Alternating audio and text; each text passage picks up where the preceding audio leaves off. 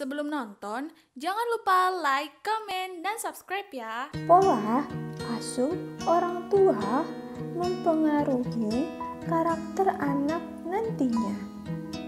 Keluarga merupakan lingkungan sosial pertama yang ditemui individu sejak mereka lahir ke dunia. Lingkungan keluarga pertama adalah ayah, ibu, dan individu itu sendiri.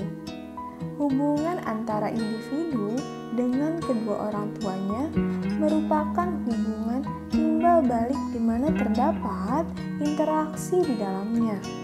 Setiap orang tua tentunya ingin yang terbaik bagi anak-anak mereka. Keinginan ini kemudian akan membentuk pola asuh yang akan ditanamkan orang tua kepada anak-anak.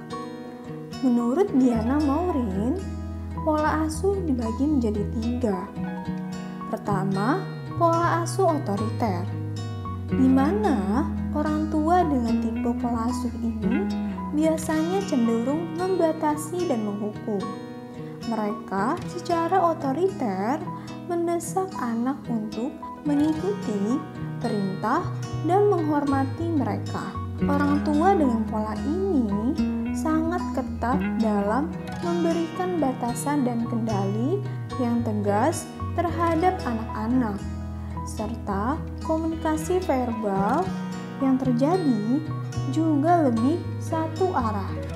Orang tua tipe otoriter umumnya menilai anak sebagai objek yang harus dibentuk oleh orang tua yang merasa lebih tahu mana yang terbaik bagi anak-anaknya.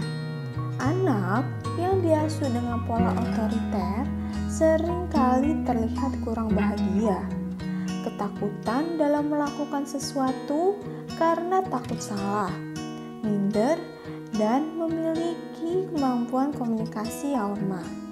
Contoh, orang tua yang tipe pola asuh ini, mereka melarang anak laki-laki bermain dengan anak perempuan tanpa memberikan penjelasan ataupun alasannya. Pola asuh otoritatif. Pola pengasuh dengan gaya otoritatif bersifat positif dan mendorong anak-anak untuk mandiri.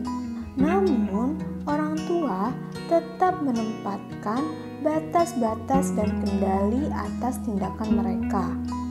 Orang tua tipe ini juga memberikan kebebasan kepada anak untuk memilih dan melakukan suatu tindakan, serta pendekatan yang dilakukan orang tua ke anak juga bersifat hangat. Pada pola ini, komunikasi yang terjadi dua arah dari orang tua dan orang tua bersifat mengasuh dan mendukung. Anak yang diasuh dengan pola ini akan terlihat lebih dewasa, mandiri, ceria, mampu mengendalikan diri, berorientasi dengan prestasi, dan mampu mengatasi stresnya dengan baik. Pola asuh permisif. Orang tua dengan gaya pengasuh ini tidak pernah berperan dalam kehidupan anak. Anak diberikan kebebasan melakukan apapun tanpa pengawasan dari orang tua. Orang tua cenderung tidak menegur atau memperingatkan. Sedikit bimbingan sehingga seringkali pola ini disukai oleh anak. Orang tua dengan pola asuh ini tidak mempertimbangkan perkembangan anak secara menyeluruh. Anak yang diasuh dengan pola ini cenderung melakukan pelanggaran-pelanggaran karena mereka tidak mampu mengendalikan perilakunya, tidak dewasa, memiliki harga diri rendah, dan terasingkan dari keluarga. Dewasa ini orang tua yang pada dasarnya menginginkan yang terbaik bagi anak-anak mereka. Tanpa sadar juga melakukan kesalahan dalam penerapan pola asuh terhadap anak-anak Kesalahan-kesalahan tersebut antara lain memberi banyak pilihan. Terlalu banyak memberikan pilihan dapat membuat anak kewalahan. Terlalu dimanjakan, berusaha memenuhi setiap permintaan anak-anak membuat anak sulit merasa puas dan membuat mereka suka memaksa. Membuat anak sibuk.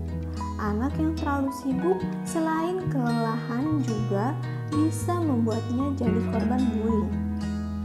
Kepintaran dianggap paling penting. Membangga-banggakan prestasi akademik anak dapat membuat anak menjadi arogan dan merasa orang lain lebih bodoh.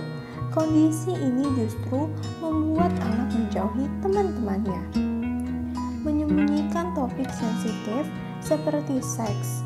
Kebanyakan orang tua takut membicarakan soal seks dan percaya bahwa menghindari diskusi ini dengan anak-anak mereka bisa membuat anak terhindar dari perilaku seksual tidak pantas.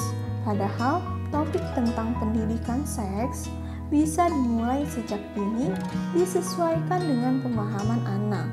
Terlalu sering mengkritik.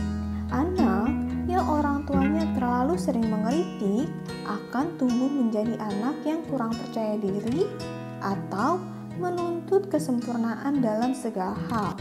Saat ia melakukan kesalahan, mereka merasa tidak berguna dan marah.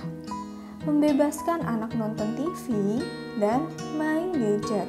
Batasi waktu anak menatap layar elektronik, entah itu televisi, ponsel, atau gadget lainnya. Bahkan seharusnya anak tidak diperkenalkan dengan gadget sebelum mereka berusia di atas 2 tahun. Terlalu melindungi anak. Naluri orang tua adalah melindungi anak, tetapi bukan berarti anak harus dipagari. Dari kesusahan, pola asuh seperti ini dapat membuat anak kurang bersyukur dan menghargai sesuatu. Terkadang, anak juga perlu belajar menghadapi kehilangan atau masalah. Beberapa hal yang perlu dilakukan orang tua untuk dapat memberikan pola pengasuh yang baik pada anak adalah memberikan pujian atas usaha yang sudah dilakukan anak. Hal ini bisa membangun rasa percaya diri anak. Hindari anak dari trauma fisik dan psikis. Marah anak atas kesalahan yang mereka lakukan adalah hal yang wajar. Sebatas tujuannya adalah untuk mengajarkan anak. Penuh kasih sayang. Dukung perkembangan anak dengan memberikan kasih sayang dan kehangatan. Sikap hangat dari orang tua akan membantu mengembangkan sel saraf dan kecerdasan anak. Tidak membandingkan anak dengan anak lain. Setiap anak memiliki keunikannya masing-masing, sehingga tiap anak akan memiliki kelebihan dan kekurangannya. Yang perlu dilakukan orang tua adalah fokus mengembangkan kelebihannya, tidak otoriter. Jangan memaksakan kehendakan orang tua kepada anak.